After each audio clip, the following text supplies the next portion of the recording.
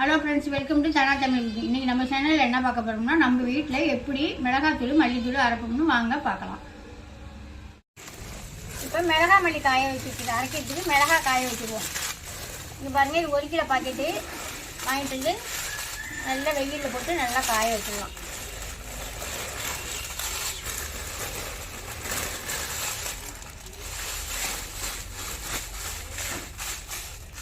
நல்லா ஒத்தையாக கிண்டி விட்டு காய வச்சு எடுத்துக்கோம்.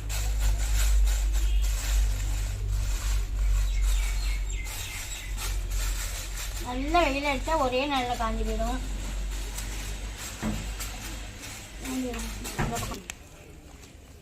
இந்த 1 கிலோ மிளகாய்க்கு, இது 1 கிலோ தான் மிளகாய். அந்த 1 கிலோ மிளகாய்க்கு 100 சோம்பு போட்டுக்குவோம். மிளகாயோடய சேர்த்து போட்டு காய வச்சிடலாம். அவ்வளோதான். வந்து 1 கிலோ மல்லி. நான் இப்போ கம்மியாக தான் அரைக்கிறேன். 1 கிலோ மல்லி, 1 கிலோ மிளகாய் தான். 2 பேரோ 3 பேரோ தான் கேட்டிருக்காங்க. கொஞ்சம் ஒரு 1/4 கிலோ வாங்கி பார்த்துட்டு அப்புறமா வாங்கிக்கிறேன்னு அவங்களுக்காக நான் ஒவ்வொரு கிலோ அரைக்கிறேன். இதுக்கு வந்து நம்ம என்னென்ன சாமான் சேர்க்குறதுன்னு இப்போ சொல்கிறேன். மல்லிலே வந்து 2 மல்லி இருக்குங்க. நாட்டு மல்லின்னு ஒன்று இருக்கும், சின்ன மல்லியாக இருக்கும். அதை பார்த்து நம்ம வாங்கணும், கேட்டு வாங்கணும். மல்லியே பெரிய பெரிய மல்லியாக ஒன்று இருக்கும். இந்த சின்ன மல்லி தான் நல்லா வாசமாக நல்லா இருக்கும் குழம்புக்கு. இது வந்து நாட்டு மல்லி, சின்னதாக இருக்குது பாருங்க.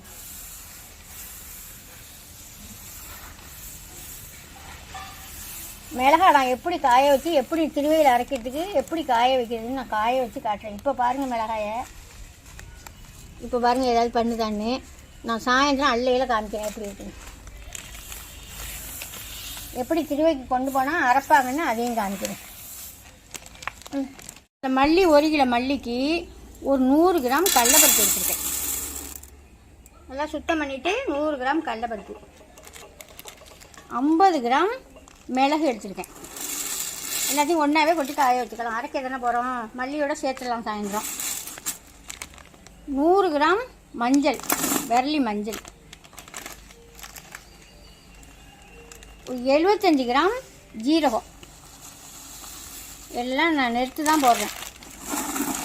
இதை இப்போ நம்ம காய வச்சுக்கலாம்.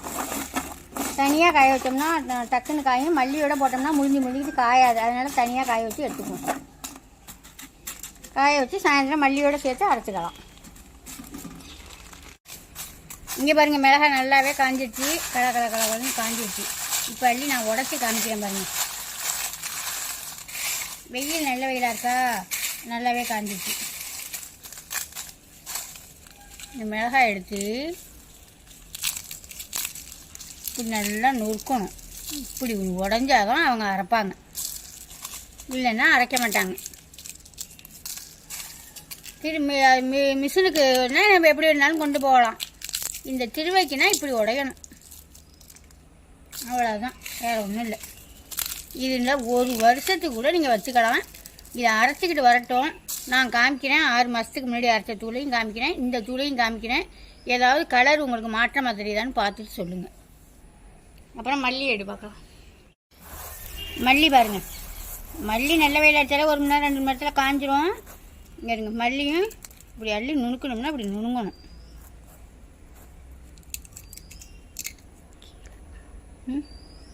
இந்த மாதிரி நுணுங்கணும், அவ்வளோதான். இப்போ இது எல்லாத்தையுமே நம்ம அரைச்சிட்டு வந்துடுவோம். அரைஜாமெல்லாம் இருந்துச்சா இதை இதில் சேர்த்துடுவோம்.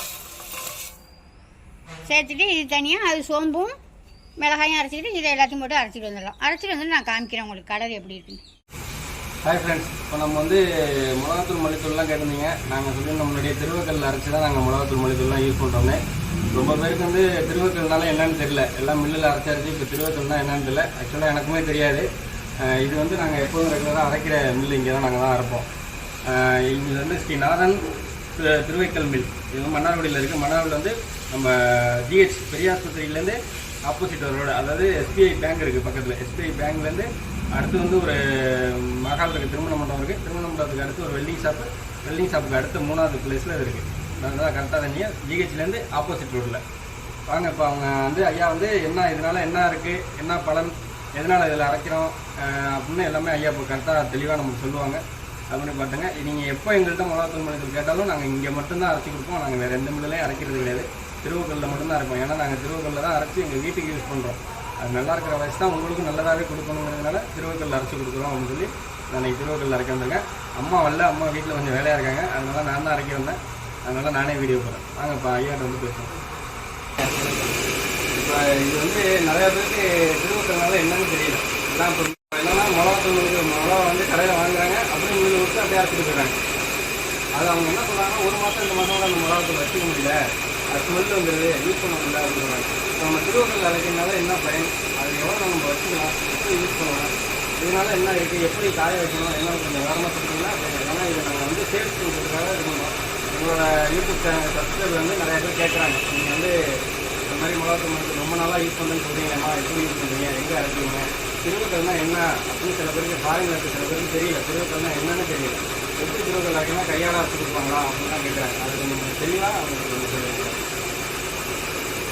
என் பேர் வரதராஜன். நாங்கள் திருவைக்கல் மாவு அரைப்பதுன்னு பேர் வச்சு 1995 பிப்ரவரி மாதம் ஆரம்பித்து கிட்டத்தட்ட 30 வருஷம் நெருங்கிட்டு இருக்கு. 30 வருஷம் நெருங்கிட்டு இருக்கு.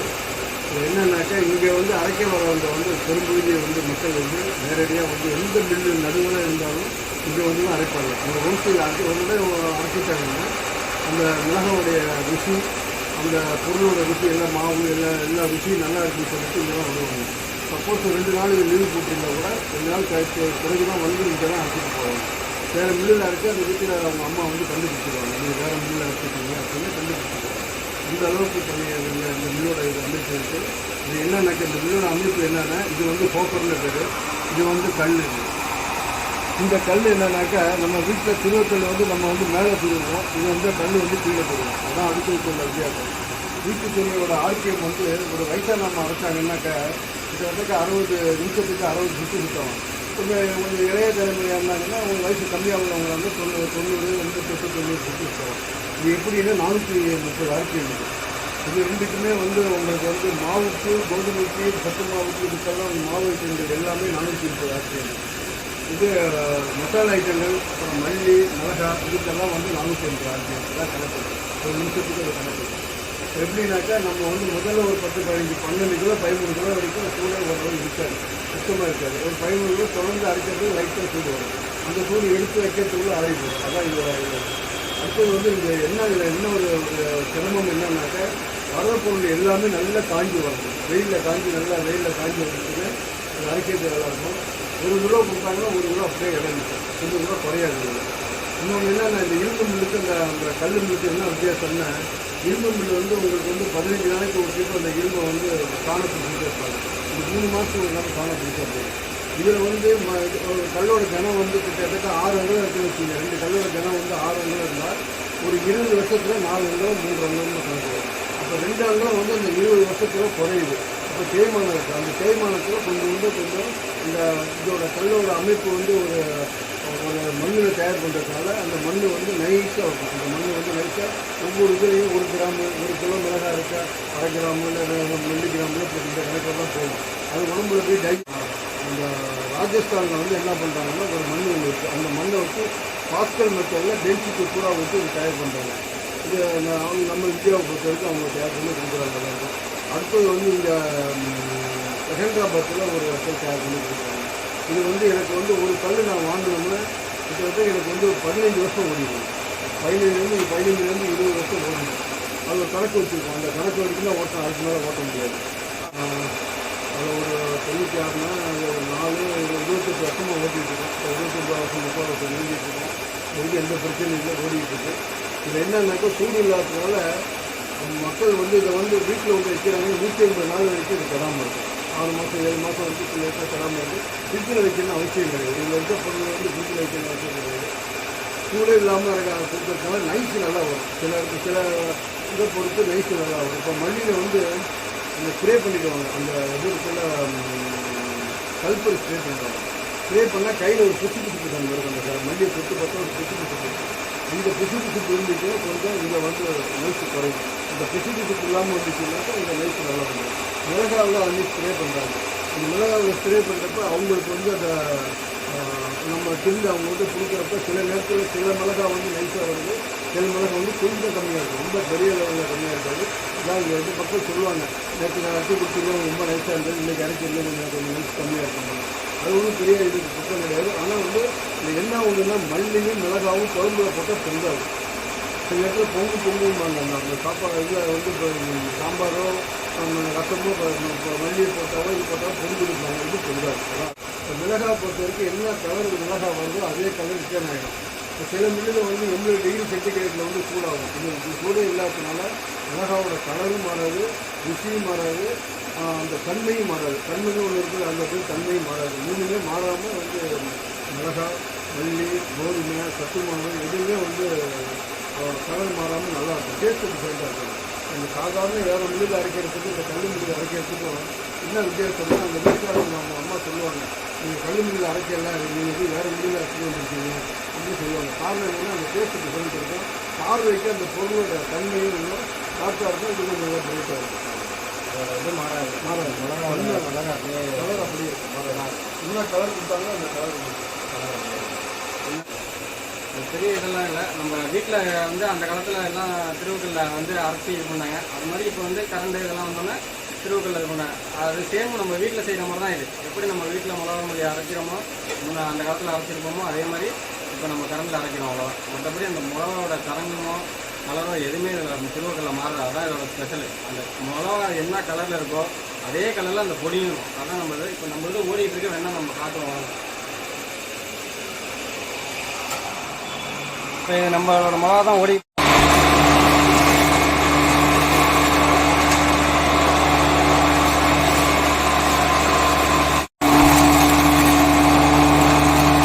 அப்படியே உடச்சி இதுதான் ஓடிக்குது. ரொம்ப பொறுமையாக தான் போகும். இதில் நம்ம மில்லில் கரண்டில் அந்த மில்லில் அரைக்கிற மாதிரி வேகமாக ஒரு 5 நிமிஷம் 10 நிமிஷம்லாம் அரைச்சி கொடுக்க மாட்டாங்க. எப்படியா இருந்தாலும் ஒரு கிலோ ஓடணும்னா ஒரு 1/4 மணி நேரத்துலேருந்து அரை மணி நேரம் வரைக்கும் ஆகும். அதனால் ரொம்ப ஸ்லோவாக தான் பண்ணுவாங்க. மிளகா நம்ம இதை பார்க்கணும், நம்ம தூளை பாருங்கள்.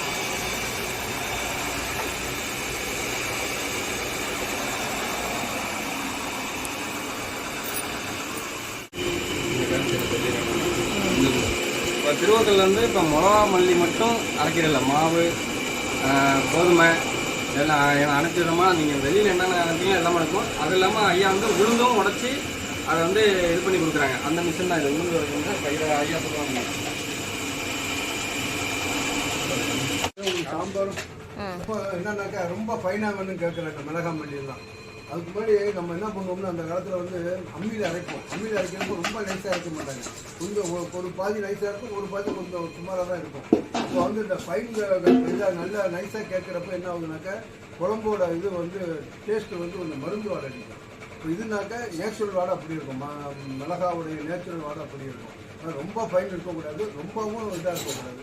அப்போ இப்போ என்ன பண்ணுறாங்கன்னா இடித்த குழம்பு மிளகாத்தூளும் போடுறாங்க, இடித்த சாம்பார் தூள், இடித்த குழம்பு தூளும் போடுறாங்க. அதுவும் செமத்தியாக டேஸ்ட் இருக்கும். இப்போ காலம்பரம் இட்லிக்கு என்ன பண்ணுவாங்கன்னா சும்மா சாதாரண மிக்சரை தூக்கி விட்டுட்டு எப்படி இட்லி போட்டுருவாங்க.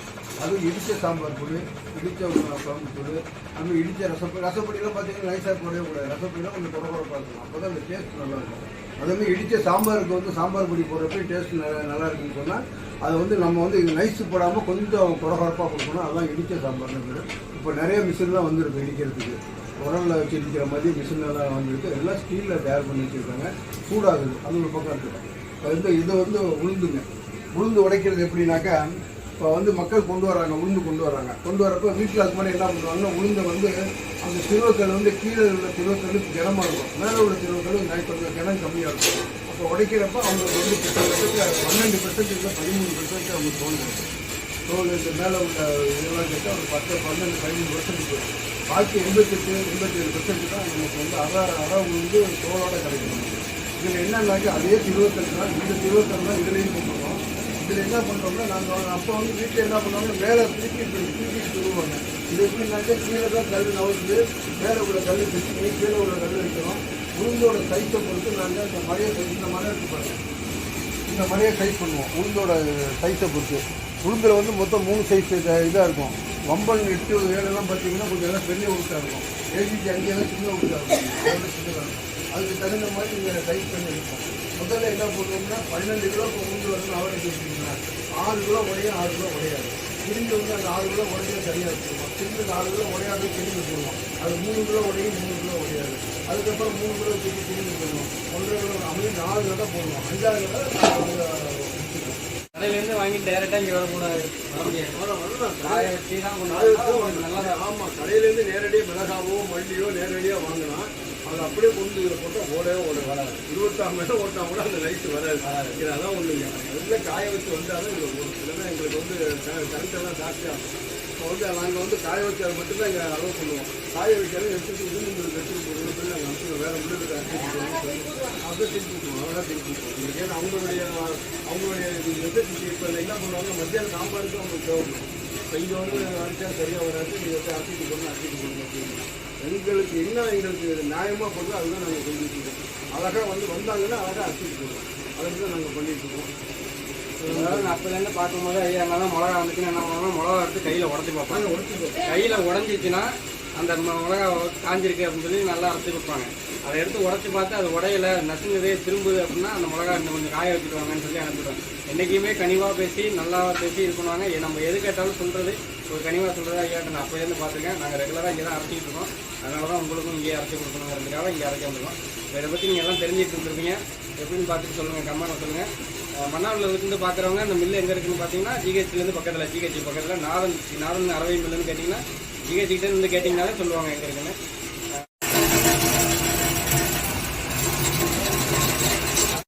மக்களுக்கு வந்து உளுந்து வருங்க. அவங்க உற்பத்தி பண்ணி வளர்ப்பு உண்டோ இல்லை வய உண்டோ உற்பத்தி பண்ணி கொண்டு வராங்களா, கொண்டு வர உளுந்தை நாங்கள் என்ன பண்ணுவோம்னா இதில் கொட்டி ஃபஸ்ட்டு கிரேடு பண்ணுவோம். கிரேடு பண்ணுறப்ப அந்த உள்ள அந்த சின்ன உளுந்து, இந்த சுமாட்டேட்டு, இந்த தண்ணி இல்லாமல் இருக்குது, சிந்தி உளுந்து, இதெல்லாம் அதில் வந்து முழு உளுந்து மட்டும் இதில் வரும். அது கிரேடு ஒன்றுது. இதை உடைச்சிட்டு அதை தனியாக உடைச்சி அவங்க கையில் கொடுப்போம். அதுவும் அவங்க ஒரு நாளைக்கு பயன்படுத்திக்குவோம். ஃபஸ்ட்டு கிரேடு பண்ணிடுவோம். கிரேடு பண்ணி தனியாக சின்னது தனியாக எடுத்துவோம், வெறிக்கை தனியாக எடுத்துவோம். அது அப்படியே இருக்கும்.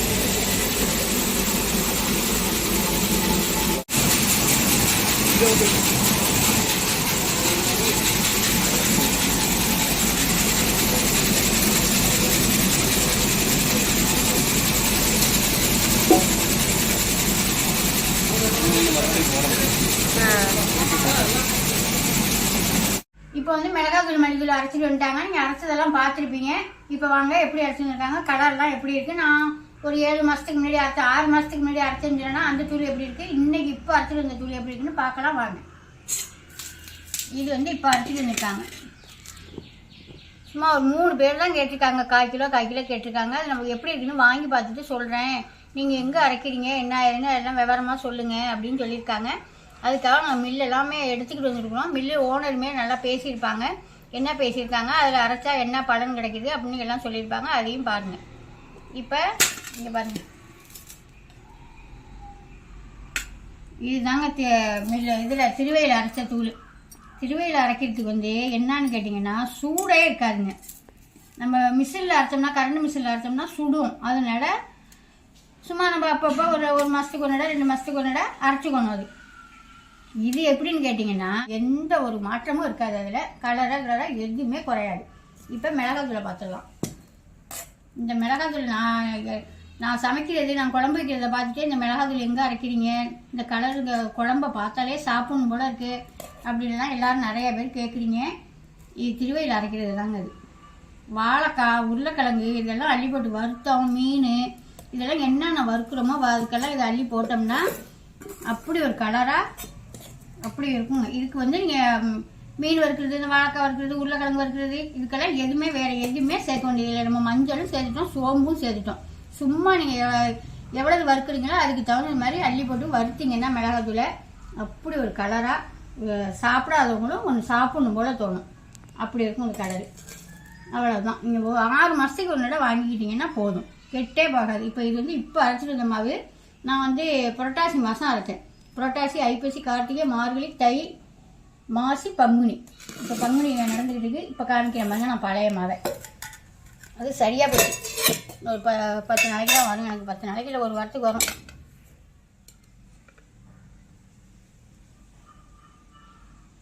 இந்த தூளுக்கும் அந்த தூளுக்கும் எதுவும் மாற்றம் தெரியுதான்னு பாருங்க. மல்லித்தூள் சரியாக போயிட்டுங்க என்கிட்ட. மல்லித்தூள் இதே மாதிரி தான் இருக்கும். ஆனால் மல்லித்தூள் என்கிட்ட சரியாக போயிட்டு. ஏன்னா நான் எப்பயுமே மிளகாத்தூள் அதிகமாகவும், மிளகாத்தூள் வந்து 3 கிலோ மிளகா அரைச்சேன்னா மல்லி கம்மியாக தான் அரைப்பேன். ஒரு 1.5 கிலோ இப்படி தான் அரைப்பேன். எனக்கு மிளகாத்தூள் தான் அதிகமாக தேவைப்படும். நம்ம எதுக்கு எடுத்தாலும் மிளகாத்தூள் தானே போடுறோம். சும்மா ஒரு மெதுப்பக்கடை போட்டால் கூட அந்த தூள் தான் அள்ளி போட்டுக்குவோம். அதனால எனக்கு மிளகாத்தூள் நிறையா தேவைப்படும். அதனால் மிளகாத்தூள் நிறையா தான் அரைப்பேன். மல்லித்தூள் என்கிட்ட சரியாகிட்டு அவ்வளோதாங்க. மிளகாத்தூள் இப்போ அரைச்சிட்டு வந்தாச்சு. இதுக்கும் அதுக்கும் உங்களுக்கு மாற்றமும் நீங்கள் பார்த்துருப்பீங்க. எதுவும் மாற்றம் இருக்குதான்னு பார்த்துருப்பீங்க. எந்த மாற்றமுமே இருக்காது. உங்களுக்கு இங்கே லோக்கலில் உள்ளவங்களுக்கு திருவையெல்லாம் எங்கே இருக்குன்னு அட்ரஸ் சொல்லியிருப்பாங்க. எங்கள் பையன் தான் அந்த ஃபோனில் பேசியிருப்பாங்க வீடியோவில். அதை பார்த்துக்குங்க, அங்கே போய் அரைச்சிக்கோங்க. சூப்பராக இருக்குங்க. சாப்பிட்டாலும் நல்லா வாசமாக நல்லா சாப்பிட்லாம். அவ்வளோதான். இந்த மிளகா மல்லித்தூளுங்க அள்ளி போட்டு குழம்பு வச்சிங்கன்னா வேறு எதுவுமே நீங்கள் எக்ஸ்ட்ரா ஒன்றுமே சேர்க்க வேண்டியதுங்க. அள்ளி போட்டு என்னென்ன குழம்புக்கு வேணுமோ அதை இது சேர்த்து குழம்பு வைக்கலாங்க. அவ்வளோ சூப்பராக இருக்கும். எங்கள் குழம்பையும் நீங்கள் தினமும் பார்த்துக்கிட்டு தான் இருப்பீங்க. இவ்வளோ தாங்க. இது தாங்க நாங்கள் திருவையில் மட்டும்தாங்க அரைப்போம். இந்த மாதிரி திருவையில் அரைச்ச மிளகாத்தூள், மல்லித்தூள், சாம்பார் பொடி, மற்றபடி இட்லி பொடி, என்னென்ன பொடி வேணும்னா என்கிட்ட சொல்லுங்கள். நான் ரெடி பண்ணி அரைச்சி எல்லாருக்குமே தரேன். மேலே உள்ள நம்பருக்கு வாட்ஸ்அப் பண்ணுங்கள், நான் செஞ்சு தரேன். அவ்வளோதான். பாய்.